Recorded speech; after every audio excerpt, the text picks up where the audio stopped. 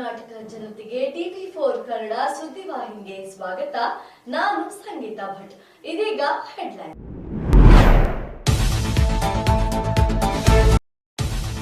ಸರ್ಕಾರವನ್ನ ಕಟ್ಟಿಹಾಕುವ ಕೆಲಸವನ್ನ ಸಮರ್ಥವಾಗಿ ಮಾಡಿದ್ದೇವೆ.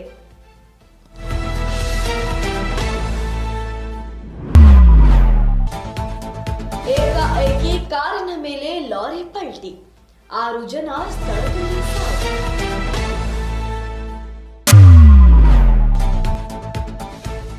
ಸಿಟಿ ರವಿ ಮೇಲೆ ಹಲ್ಲೆ ಮಾಡಿದವರನ್ನ ಕೂಡಲೇ ಬಂಧಿಸಲಾಗಿದೆ.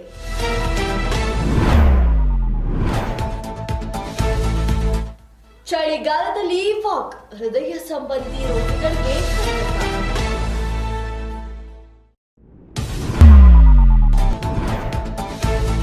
ರಸ್ತೆ ಅಭಿವೃದ್ಧಿ ಕಾಮಗಾರಿಗೆ ಚಾಲನೆ ನೀಡಿದ ಶಾಸಕ ಭೈರತಿ.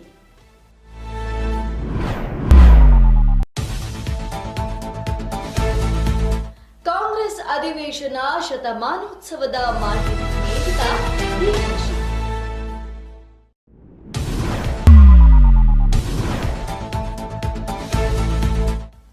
ಕಾಲರಾಮ ಮಂದಿರಕ್ಕೆ ಭೇಟಿ ನೀಡಿದ ದೇವೇಗೌಡ ಕುಟುಂಬ.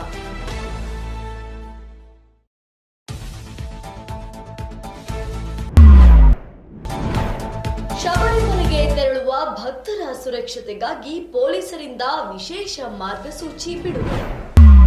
ಸರ್ಕಾರವನ್ನ ಕಟ್ಟಿಹಾಕುವ ಕೆಲಸವನ್ನ ನಾವು ಸಮರ್ಥವಾಗಿ ಮಾಡಿದ್ದೇವೆ ಎಂದು ಆರ್ ಅಶೋಕ್ ವಿಧಾನಸೌಧದಲ್ಲಿ ನಡೆದ ಪತ್ರಿಕಾಗೋಷ್ಠಿಯಲ್ಲಿ ತಿಳಿಸಿದ್ದಾರೆ. ವಿಪಕ್ಷ ನಾಯಕ ಆರ್ ಅಶೋಕ್ ನಿನ್ನೆ ವಿಧಾನಸೌಧದಲ್ಲಿ ಸುದ್ದಿಗೋಷ್ಠಿ ನಡೆಸಿದ್ದಾರೆ. ಈ ವೇಳೆ ಮಾತನಾಡಿದ ಆರ್ ಅಶೋಕ್, ಬೆಳಗಾವಿಯ ಅಧಿವೇಶನ ಸುಮಾರು 10 ದಿನದ ಅಧಿವೇಶನ ಇತ್ತು. ಕನ್ನಡ ಸಾಹಿತ್ಯ ಪರಿಷತ್ ಕಾರ್ಯಕ್ರಮ ಮತ್ತು ಬಸವಣ್ಣನವರ ಫೋಟೋ ಅನಾವರಣ 1 ದಿನ ಚರ್ಚೆ ಆಯಿತು. 7 ದಿನದಲ್ಲಿ SM ಕೃಷ್ಣ ಅವರ ಬಗ್ಗೆ 2 ದಿನ ಚರ್ಚೆ ಆಯಿತು. ಉತ್ತರ ಕರ್ನಾಟಕ ಸಮಸ್ಯೆಗಳ ಬಗ್ಗೆ ಸರ್ಕಾರವನ್ನ ಕಟ್ಟಿಹಾಕುವ ಕೆಲಸವನ್ನ ಸಮರ್ಥವಾಗಿ ಮಾಡಿದ್ದೇವೆ ಎಂದು ಮಾಡ್ತಾ ಇದ್ದಾರೆ. ಯಾರ್ಯಾರಿಗೆ ರೈತರಿಗೆ ಅನ್ಯಾಯ ಆಗಿದೆ ಅವರು ಅಪೀಲ್ ಮಾಡ್ಬೋದು, ಅವರಿಗೆ ನ್ಯಾಯ ಕೊಡುವಂಥ ಕೆಲಸವನ್ನು ಮಾಡಿದ್ದಾರೆ. ಇದು ನಮ್ಮ ಹೋರಾಟ. ಅಂದರೆ ಈ ವಿಚಾರವನ್ನು ವಕ್ಫ್ ಬೋರ್ಡ್ ವಿಚಾರವನ್ನು ತಾರ್ಕಿಕ ಅಂತ್ಯಕ್ಕೆ ನಾವು ತೆಗೆದುಕೊಂಡು ಹೋಗಿದ್ದೀರಿ. ಎರಡನೇದು ಬಾಣಂತಿಯರ ಸಾವು, ಒಂದು ರೀತಿ ಮರಣ ಮೃದಂಗ ರೀತಿಯಲ್ಲಿ ಬಳ್ಳಾರಿ 5 ಸಾವಾಯಿತು. ಇಡೀ ರಾಜ್ಯದಲ್ಲಿ ಸುಮಾರು 30ಕ್ಕೂ ಹೆಚ್ಚು ಬಾಣಂತಿಯರು ಸತ್ತಿದ್ದಾರೆ. ಸುಮಾರು 400-500ಕ್ಕೂ ಹೆಚ್ಚು ನ್ಯೂ ಬಾರ್ನ್ ಬೇಬೀಸ್, ನವಜಾತ ಶಿಶುಗಳು ಸಾವಾಗಿರುವಂಥದ್ದು. ಇದೆಲ್ಲವನ್ನು ಅಧಿವೇಶನದಲ್ಲಿ ನಾನು ಎಳೆಯಾಗಿ ಬಿಡಿಸಿ ಹೇಳಿದ್ದೀನಿ. ದಾಖಲೆಗಳು ಕೊಟ್ಟಿದ್ದೀನಿ. ಬ್ಲ್ಯಾಕ್ ಲಿಸ್ಟ್ ಆಗಿರೋ ದಾಖಲೆಯನ್ನು ಕೊಟ್ಟಿದ್ದೀನಿ. ಮತ್ತು ಎಕ್ಸ್ಪೈರಿ ಆಗಿರುವಂಥ ಔಷಧಿಗಳು ಉಗ್ರಾಣದಲ್ಲಿರುವಂಥ ದಾಖಲೆಗಳನ್ನು ಕೂಡ ಸರ್ಕಾರಕ್ಕೆ ಕೊಟ್ಟಿದ್ದೀನಿ. ನಾವು ಆರೋಗ್ಯ ಸಚಿವರ ರಾಜೀನಾಮೆಗೆ ಡಿಮ್ಯಾಂಡ್ ಮಾಡಿದ್ರಿ. ಮತ್ತು ಏಕಾಏಕಿ ಕಾರಿನ ಮೇಲೆ ಲಾರಿ ಪಲ್ಟಿಯಾಗಿದ್ದು ಸ್ಥಳದಲ್ಲೇ 6 ಮಂದಿ ಸಾವನ್ನಪ್ಪಿರುವಂತಹ ಘಟನೆ ಬೆಂಗಳೂರಿನ ರಾಷ್ಟ್ರೀಯ ಹೆದ್ದಾರಿಯಲ್ಲಿ ನಿನ್ನೆ ನಡೆದಿದೆ. ನಿನ್ನೆ ಬೆಂಗಳೂರಿನ ರಾಷ್ಟ್ರೀಯ ಹೆದ್ದಾರಿ 4ರಲ್ಲಿ ಸರಣಿ ಅಪಘಾತ ಸಂಭವಿಸಿದೆ. ಚಾಲಕನ ನಿಯಂತ್ರಣ ತಪ್ಪಿ ಕಾರಿನ ಮೇಲೆ ಪಲ್ಟಿಯಾಗಿದ್ದು ಕಾರಿನಲ್ಲಿದ್ದವರು ದಾರುಣ ಅಂತ್ಯವನ್ನ ಕಂಡಿದ್ದಾರೆ. ಏಕಾಏಕಿ ಲಾರಿ ಕಾರಿನ ಮೇಲೆ ಬಿದ್ದಿದ್ದರಿಂದ 6 ಜನ ಅಪ್ಪಚ್ಚಿಯಾಗಿದ್ದಾರೆ. ಇನ್ನು ಕಾರಿನೊಳಗಿದ್ದ 2 ಮಕ್ಕಳು ಸೇರಿ 6 ಜನ ಸಹ ಮೃತಪಟ್ಟಿದ್ದಾರೆ. ರಾಷ್ಟ್ರೀಯ ಹೆದ್ದಾರಿ 4ರಲ್ಲಿ ಸರಣಿ ಅಪಘಾತ ಸಂಭವಿಸಿದ್ದು 6 ಜನರು ಮೃತಪಟ್ಟಿದ್ದಾರೆ.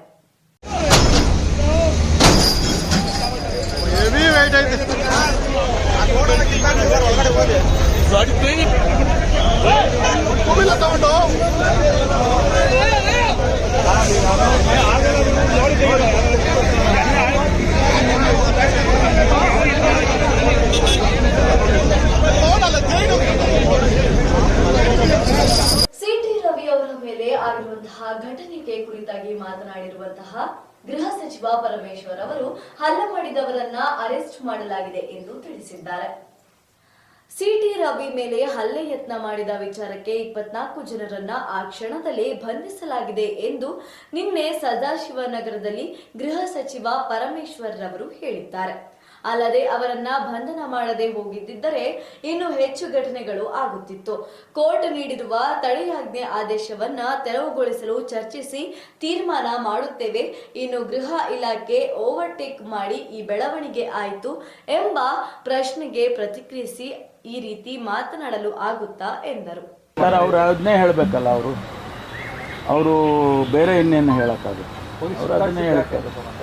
ಏನು ರೀಸನ್ ಸರ್? ಮಾಹಿತಿ ಇಲ್ಲ, ಏನೋ ಲಾಜಿಕ್ ಇತ್ತು. ಈಗ ಒಟ್ಟಾರೆಯಾಗಿ ಅವ್ರನ್ನ 4 ಡಿಸ್ಟ್ರಿಕ್ಟ್ನ ಸುತ್ತಾಡ್ತಿದ್ರಲ್ಲ, ಯಾಕೆ ಅಂತ ಕೇಳ್ತಾ ಇದ್ದೀನಿ ಮಾಹಿತಿನ ಕೇಳ್ತಾ ಇದ್ದೀನಿ. ಮಾಹಿತಿ ಬಂದ ಮೇಲೆ ಹೇಳ್ತೀನಿ.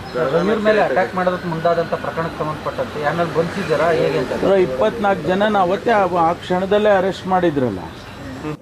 ಅತಿಯಾದ ಚಳಿಯಲ್ಲಿ ವಾಕಿಂಗ್ ಹಾಗೂ ಜಾಗಿಂಗ್ ಮಾಡುವುದರಿಂದ ಹೃದಯ ಸಂಬಂಧಿ ರೋಗಗಳಿಗೆ ಕಂಟಕವಾಗುತ್ತದೆ ಎಂದು ತಮ್ಮ ನಿವಾಸದಲ್ಲಿ ಮಾತನಾಡಿರುವಂತಹ ಡಾಕ್ಟರ್ ರೇಖಾ ತಿಳಿಸಿದ್ದಾರೆ. ಅತಿಯಾದ ಚಳಿಯಲ್ಲಿ ವಾಕಿಂಗ್ ಜಾಗಿಂಗ್ ಮಾಡುವುದರಿಂದ ಪ್ರಾಣಕ್ಕೆ ಅಪಾಯವಿದೆ.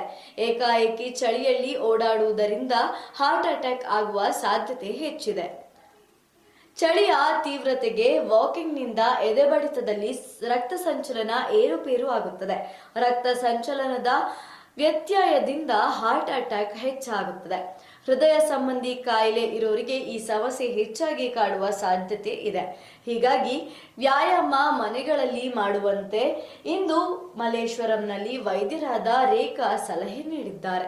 ಇವಾಗ ಹಾರ್ಟ್ ಪೇಷಂಟ್ಸ್ ಅಂದ್ರೆ ಅಬೌವ್ 45-50 ಆಗಿರೋರು ಲೈಕ್ ವಾಕಿಂಗ್, ಬೆಳಗ್ಗೆ ವಾಕಿಂಗ್ ಹೋಗೋದ್ರಿಂದ ಸ್ವಲ್ಪ ತೊಂದರೆ ಆಗ್ಬೋದು. ಅವರಿಗೆ ಬೇರೆ ಏನ್ ಆಲ್ಟರ್ನೇಟಿವ್ ಇದೆ ಮ್ಯಾಮ್ ಫಿಟ್ನೆಸ್ ಮೇಂಟೈನ್ ಮಾಡಕ್ಕೆ? ಈಗ ಫೆಂಗಲ್ ಏನಂತ ಒಂದು ಚಂಡಮಾರುತದೊಂದು ಏನು ವಾಯುಭಾರ ಕುಸಿತದಿಂದ ವಾತಾವರಣ ವೈಪರೀತ್ಯ ಆಗ್ತಾ ಇದೆ. ಈಗ ಲಾಸ್ಟ್ ಒಂದು 3-4 ಮಂತ್ಸ್ ಇಂದ ರಿಪೀಟೆಡ್ ಆಗಿ ಈ ತರ ಬೆಂಗಳೂರು ತುಂಬಾನೇ ಘಾಸಿಗೊಳಗಾಗ್ತಾ ಇದೆ ಅಂತಾನೆ ಹೇಳ್ಬೋದು. ಅರ್ಲಿ ಮಾರ್ನಿಂಗ್ ಅಲ್ಲಿ ಯೂಶಲಿ ಎಲ್ಲರೂ ಎಸ್ಪೆಷಲಿ ಸ್ವಲ್ಪ 40-50s ಇರುವಂತವ್ರು ವಾಕಿಂಗ್ ಹೋಗ್ತಾರೆ. ಬಟ್ ಈಗ ಟೆಂಪರೇಚರ್ ಬೆಳಿಗ್ಗೆ ಹೊತ್ತು ಒಂದು 20-23-24. ಮತ್ತಷ್ಟು ರೋಚಕ ಸುದ್ದಿಗಳನ್ನ ವೀಕ್ಷಿಸೋಣ ಸಣ್ಣದೊಂದು ವಿರಾಮದ ನಂತರ. ನಿಮ್ಮ TV4 ಕನ್ನಡ ಚಾನೆಲ್ನಲ್ಲಿ ವಿನೂತನ ಕಾರ್ಯಕ್ರಮಗಳು.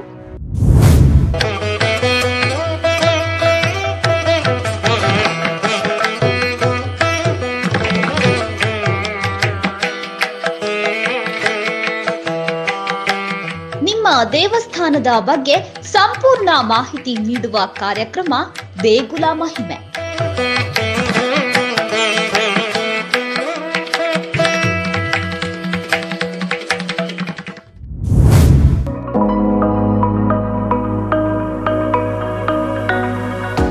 ನಿಮ್ಮ ಹೋಟೆಲ್ನ ರುಚಿಯ ಬಗ್ಗೆ ಸಂಪೂರ್ಣ ಮಾಹಿತಿ ನೀಡುವ ಕಾರ್ಯಕ್ರಮ ಅಬ್ಬಬ್ಬಾ ಎಂಥ ರುಚಿ.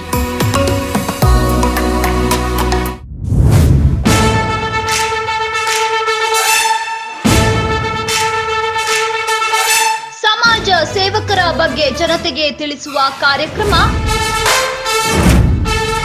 ಜನರೇ ಮೆಚ್ಚಿದ ನಾಯಕ.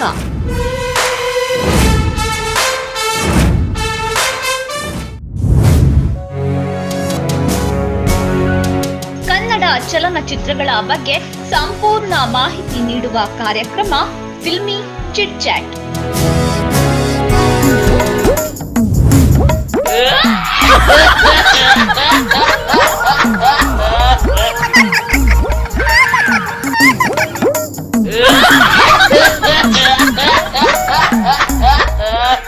ವಿನೂತನ ಬಕ್ರ ಕಾರ್ಯಕ್ರಮ ಟೋಪಿ ಲಾಲಾ.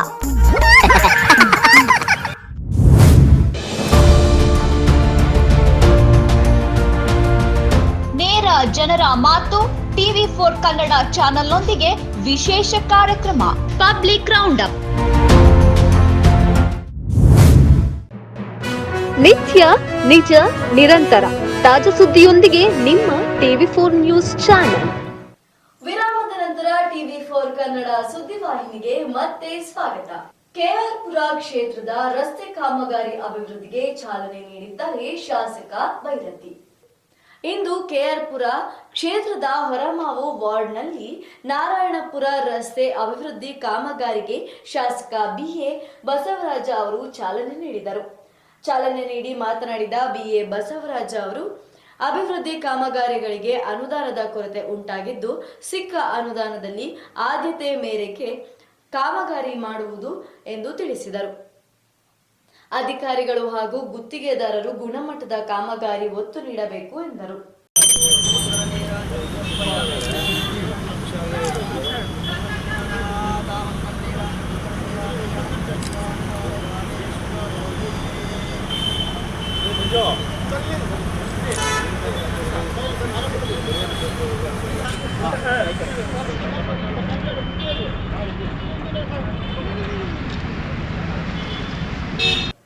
ಡಿಸೆಂಬರ್ 26ರಂದು ನಡೆಯುವ ಕಾಂಗ್ರೆಸ್ ಅಧಿವೇಶನದ ಶತಮಾನೋತ್ಸವದ ಬಗ್ಗೆ ಸಂಪೂರ್ಣ ಮಾಹಿತಿಯನ್ನ ನೀಡಿದ್ದಾರೆ ಡಿಸಿಎಂ ಡಿಕೆ ಶಿವಕುಮಾರ್ ಅವರು. ನಮ್ಮ ದೇಶವನ್ನು ಯಾವ ದಿಕ್ಕಿನಲ್ಲಿ ತೆಗೆದುಕೊಂಡು ಹೋಗಬೇಕು, ಮುಂದಿನ ದಿನಗಳಲ್ಲಿ ಪಕ್ಷದ ಹೋರಾಟದ ಬಗ್ಗೆ ಡಿಸೆಂಬರ್ 26ರಂದು ನಡೆಯುವ ಕಾಂಗ್ರೆಸ್ ಕಾರ್ಯಕಾರಿ ಸಮಿತಿ ಸಭೆಯಲ್ಲಿ ತೀರ್ಮಾನ ಮಾಡಲಾಗುವುದು ಎಂದು ಡಿಸಿಎಂ ಡಿಕೆ ಶಿವಕುಮಾರ್ ತಿಳಿಸಿದರು. ಕೃಷ್ಣಾದಲ್ಲಿ ಶನಿವಾರ ಮಾತನಾಡಿದ ಅವರು, ಸುವರ್ಣಸೌಧದ ಆವರಣದಲ್ಲಿ ಮಹಾತ್ಮ ಗಾಂಧಿ ಪ್ರತಿಮೆ ಅನಾವರಣಕ್ಕೆ ಪಕ್ಷಾತೀತವಾಗಿ ಆಹ್ವಾನ ನೀಡಲಾಗುವುದು. 27ರಂದು ಮಲ್ಲಿಕಾರ್ಜುನ ಖರ್ಗೆ ಅಧ್ಯಕ್ಷತೆಯಲ್ಲಿ ಬೃಹತ್ ಸಾರ್ವಜನಿಕ ಸಭೆ ನಡೆಯಲಾಗುವುದು.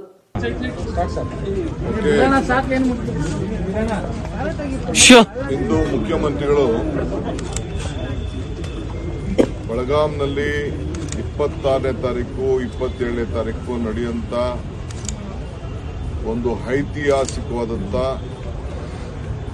ಸಮಾವೇಶ, ಕಾಂಗ್ರೆಸ್ ಎಕ್ಸ್ಟೆಂಡೆಡ್ ವರ್ಕಿಂಗ್ ಕಮಿಟಿ ಮತ್ತು ಸುವರ್ಣಸೌಧದಲ್ಲಿ ಸರ್ಕಾರದ ಕಾರ್ಯಕ್ರಮ, ಗಾಂಧೀಜಿಯವರ ಪುತ್ಥಳಿಯನ್ನ, ಸ್ಟ್ಯಾಚ್ಯೂನ್ನ ಎಲ್ಲ ಶಾಸಕರನ್ನ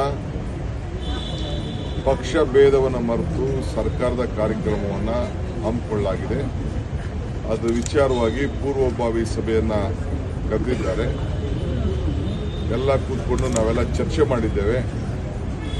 26ನೇ ತಾರೀಕು ಸಾಯಂಕಾಲ 3 ಗಂಟೆಗೆ ದೆಹಲಿಯ ಎಲ್ಲ ನಾಯಕರುಗಳು ದೇವೇಗೌಡ ಸಹ ಕುಟುಂಬ ಕಾಲರಾಮ ದೇವಾಲಯಕ್ಕೆ ಭೇಟಿ ನೀಡಿ ದೇವರಿಗೆ ಕೈ ಮುಗಿದು ಅರ್ಚನೆಯನ್ನ ಮಾಡಿರುವ ವಿಡಿಯೋ ಇದೀಗ ಸಾಮಾಜಿಕ ಜಾಲತಾಣದಲ್ಲಿ ವೈರಲ್ ಆಗ್ತಾ ಇದೆ. ಜೆಡಿಎಸ್ ಹಿರಿಯ ನಾಯಕ ಎಚ್.ಡಿ. ದೇವೇಗೌಡ ಹಾಗೂ ಅವರ ಕುಟುಂಬಸ್ಥರು ಇಂದು ಮಹಾರಾಷ್ಟ್ರದ ನಾಸಿಕ್ನಲ್ಲಿರುವ ಕಾಲರಾಮ ಮಂದಿರಕ್ಕೆ ಭೇಟಿ ನೀಡಿ ಪೂಜೆ ಸಲ್ಲಿಸಿದ್ದಾರೆ.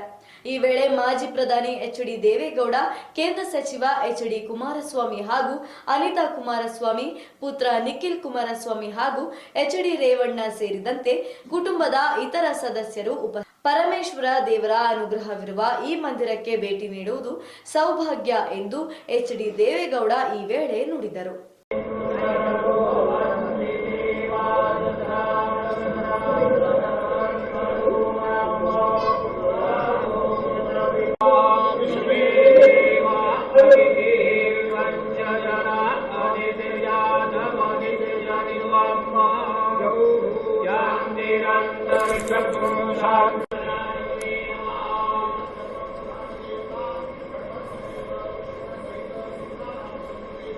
ಶಬರಿಮಲೆಗೆ ತೆರಳುವ ಭಕ್ತಾದಿಗಳಿಗೋಸ್ಕರ ಪೊಲೀಸರು ವಿಶೇಷ ಮಾರ್ಗಸೂಚಿಯನ್ನ ಬಿಡುಗಡೆಯನ್ನ ಮಾಡಿದ್ದಾರೆ.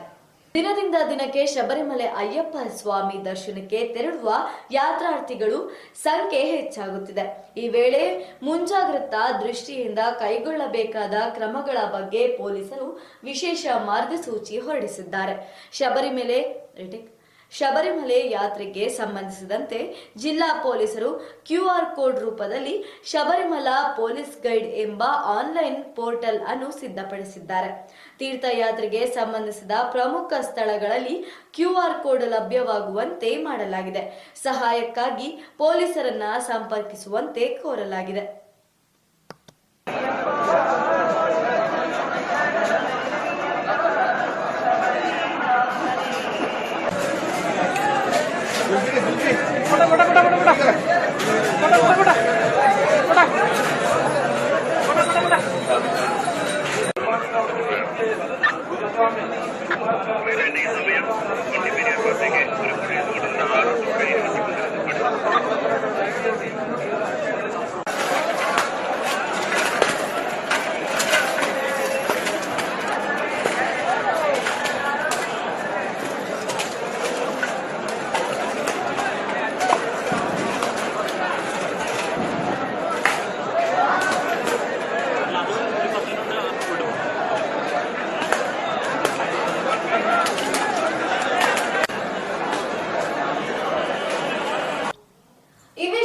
ಇವತ್ತಿನ ಪ್ರಮುಖ ಸುದ್ದಿಗಳು ನಿತ್ಯ ನಿಜ ನಿರಂತರ ಸುದ್ದಿ ಹಾಗೂ ಮನೋರಂಜನೆಗೆ ವೀಕ್ಷಿಸಿ TV4 ಕನ್ನಡ ಸುದ್ದಿವಾಹಿನಿ.